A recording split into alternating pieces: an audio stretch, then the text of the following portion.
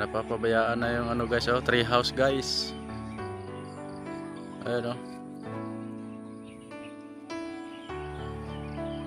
Nakakailan ng umakyat dyan.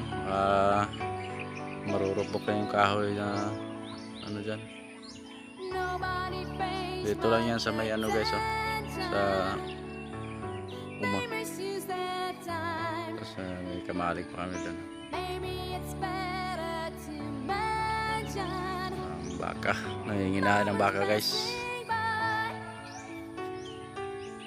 Ayun pa, nanginginaan sila guys kasi maaga pa, malamig pa.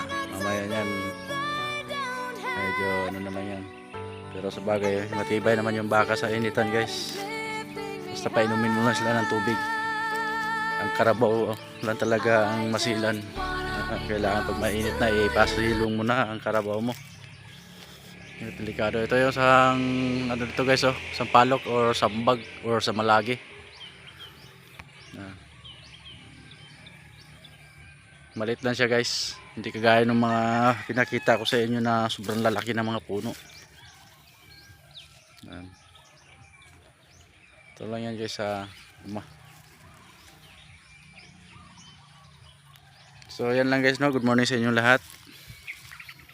At sana okay yung araw natin ng Biyernes. Bukas Sabado na naman. Yan lang guys, maraming salamat sa inyong panonood. Paki-follow, like and share na lang guys. Thank you.